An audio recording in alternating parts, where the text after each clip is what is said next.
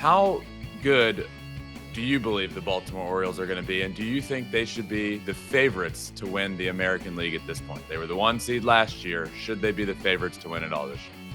I really believe so.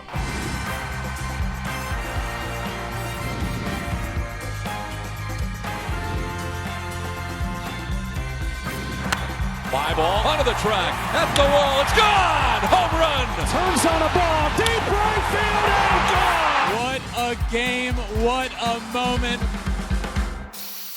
What is up, my friends? Welcome to Flippin Bats, presented by Original Penguin, the brand you wear for an original good time. It is Saturday with Smoltz time. John, we are so back, my friend. The offseason's done. Baseball is back. How are you? I'm doing good. Yeah, it's always that, I remember as a player anticipating the first week was so odd for me because you want so badly to get off to a good start. You just leave spring training. Everything was a day game, and now you're playing night games. You got this whole shift of your body, which I never understood, to be honest with you. And now as a broadcaster, it's kind of the same thing. Nothing to go on, brand new year. You're really going off of last year's kind of stats, and you're building the case for each team on why they think they've got a best chance to win the trophy, and the journey begins. Which part did you never understand? All day games and then you're immediately transitioning to night games? Yeah, I didn't understand why they didn't utilize more night games to just get you ready for that change. It's like, think about it. In spring training, we would be 40 days down there, and 35 of them would be day games.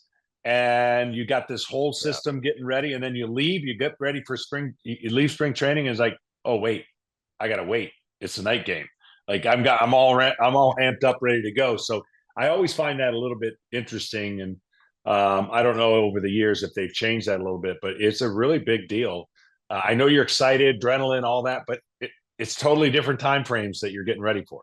I mean, it's complete polar opposite time frames. I mean, in spring training, you're waking up at 6 o'clock a lot of times and done at the field by, if you're not pitching, you're done by noon, 1. And in the regular season, I feel like a lot of guys are just trying to sleep in as long as they can, sleeping till 11 o'clock. And it's just like polar opposites, which is interesting. Yeah. Sure. John, let's start with the Yankees. One of the most talked about off seasons for sure, with the addition of Juan Soto. And then as we get closer to the season, the Garrett Cole news. How long is he going to be out? From what we've heard, 10 to 12 weeks, about 3 weeks. Let's just call it the first half of the season. Marcus Stroman thrown in there as well. Carlos Rodon, how's he going to do? So a lot of conversation around the New York Yankees, especially with the addition of Juan Soto. They were 82 and 80 last year. Do you think the New York Yankees did enough to be a playoff team this year? I do. And I'll tell you why. When everything was great for the Yankees, it didn't matter that they didn't have enough left-handed bats in their lineup because everyone being healthy was kind of a really good offense. But that hasn't been the case. They don't stay healthy. They needed some left-handed bats, and they got the ultimate one that was available in Soto. Now, we've talked about this before in certain players in the Joey Votto conversation. If I have Juan Soto in my lineup, I want him to do damage. I don't care that he has a 490 on base percentage. That'd be great, but you've got to have that protection, and Aaron Judge is getting that a little bit for him. Verdugo, another left-handed at bat. They've got an offense, if healthy, compensates over some of the deficiencies they may have in their rotation till Garrett Cole gets healthy. So yes, I think the answer is 100% that the notice of health, though, has got to be better. That has not been what the Yankees have not had a really good run of health over the last couple of years. I said this the other day when it comes to Juan Soto, who's really always been a guy that loves taking those walks and goes about his at-bats a certain way. But I do feel like this year, I don't really care what team he's been on, whether it be the Padres with a really good offense or whether it be the Nationals when they won the World Series. He has not had protection behind him like Aaron Judge. It is just a little bit different. And I do feel like he might be a little more willing or get better pitches to hit with Aaron Judge behind him than he normally would, because he's always been the guy in the lineup. And now he's he's not the guy. He's one of him, and Aaron Judge back to back is going to be huge for him. And I think he's gonna swing more, and I do think he's going to do some more damage this year. There's no doubt he's going to have electric numbers if he stays healthy, because if you're pitching to that lineup, you might be able to pitch around if the situation calls for it. Maybe Soto and Judge, and whoever's behind Judge has got to get hot and make them pay. But I think the one thing that short porch in right field, and the fact that Juan Soto is so disciplined on the strike zone that he could put pressure on the pitcher when he drives a pitch that's borderline. That's the difference. Drive that pitch with runners on base instead of taking that pitch and getting a walk, and now it's first and second or first and third. He has to be able to drive in those runs because he knows who's behind him. He doesn't have to expand. He just doesn't have to be so consumed with walks, like you said, and I think it's going to be a really good year. Let's stick in the AL East with the Orioles. I feel like you and I, for the longest time, we're talking about this team and what they needed, and how you win in the playoffs is by having a stud ace on the mound or two. And the Orioles finally go out and get Corbin Burnes and add him to the top of the rotation. And literally like a week after they do that, Kyle Bradish gets hurt and kind of knocks a little air out of the balloon of how excited they are, but even more so how vital that Corbin Burnes move is now. How good do you believe the Baltimore Orioles are going to be? And do you think they should be the favorites to win the American League at this point? They were the 1 seed last year. Should they be the favorites to win it all this year? I really believe so. I think that they're an all-around roster, even minus some of those guys you mentioned and their closer. They are legit. Their offense went dormant at the wrong time of the year last year. They had the 5-day layoff. Of course, they ran into a hot Texas team. But their rotation with Corbin Burnes and Grayson Rodriguez, and the list goes, it's deep. Yeah. Yeah, the injury hurt them, but there's no reason why they can't be the best team in the American League in the toughest division and make the necessary adjustments when it comes to postseason time so that they can make a deeper run. This team is not going anywhere anytime soon. They value their young players, and their young players have gained extremely good experiences last year. Even though they were bad in results, they will serve them well moving forward, having gone through them. We just did our way too early predictions for the year, and I do have the Orioles in the World Series coming out of the American League. Speaking of those young guys, John, I got to ask you about Jackson Holliday. Obviously, a ton of hype, very young. Everybody wanted him to make the team. Orioles fans were and are very excited about him, and he had a great spring.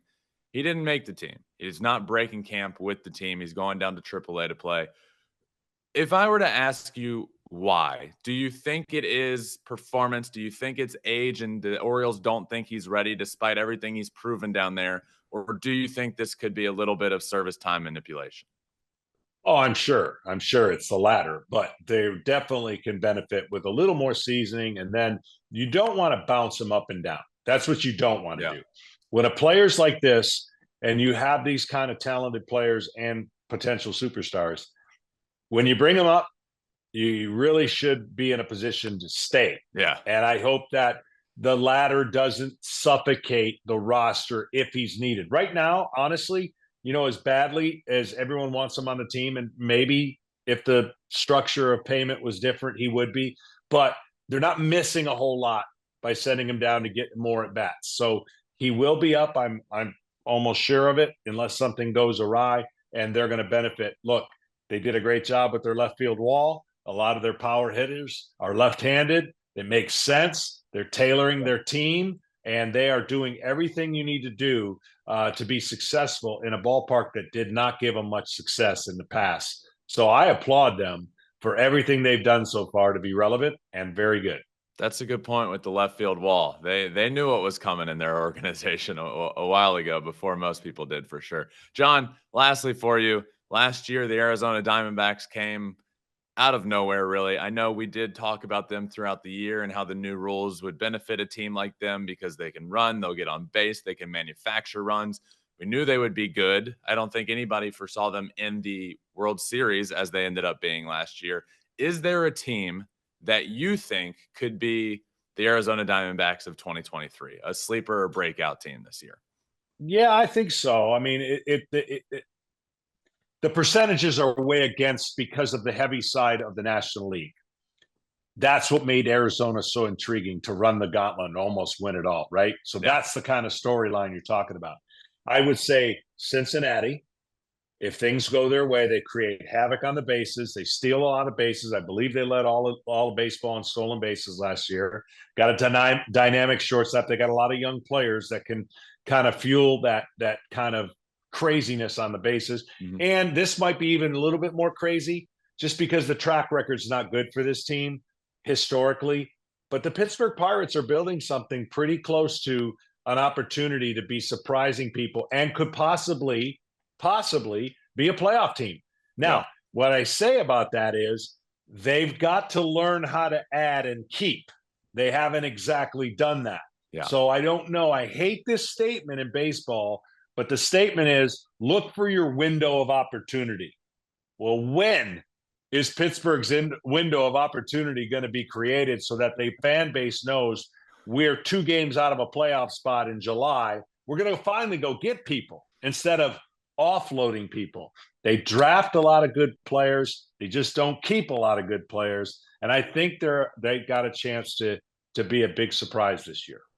John, I'm absolutely with you on the Reds. I'm high on the Reds this year. And you talk about that offense and stolen bases and all of that. I think people underrate, if healthy, their rotation and how deep it is. I mean, yes, they added Frankie Montas, but Hunter Green, Lodolo, Abbott, Martinez. Yeah. I mean, these names go on there.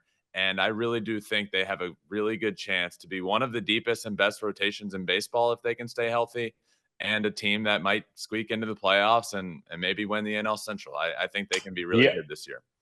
They ran out of arms. They knew it before the season was going to start. That's been my biggest complaint about, rushing these guys to the big leagues, knowing that you can't finish the year with them. Yep. And so maybe they're past that now and they have the ability to run that gauntlet like you talked about and create nightmares for some heavy loaded teams like the Dodgers and the Braves and the Phillies. So, the Central's wide open, and the Cincinnati Reds could very well be that team that looks at the Arizona Diamondbacks and goes, we can be them. John, we're back, my friend. Always a pleasure. I can't wait for the season and many more of these. I appreciate it, John. Until next time. See you, buddy. All right, just wanted to thank John Smoltz again for joining me. John will be on every single week throughout the season, as he has been last year. I'm really excited to have him on again. For those that hadn't listened in the past and you're new this year, John Smoltz was my favorite pitcher growing up. I grew up a massive Atlanta Braves fan, and Chipper and Andrew and John were all my favorite players. And to now have him on the show every week and, do this in person during the playoffs and, I don't know, consider him a friend is really, really awesome. So I hope you all enjoy having him on. Loved having him on this week. And look, who's a sleeper team? I've been telling you guys, the Cincinnati Reds, they're going to be good. The Cincinnati Reds are going to win the NL Central, and it's cool to hear him agree that they could be a sleeper team this year. So make sure you all are subscribed, following wherever you listen to your podcast, Apple, Spotify. You can also watch everything we do on Spotify or on YouTube at Flippin Bats Pod there. And follow us on TikTok. We are getting close to 100,000 followers. We want 100,000 followers, and you following would certainly help us out. So that does it for Saturday with Smoltz. Enjoy the Major League Baseball opening weekend, my friends. And until Monday's episode, remember, find your bat and flip it.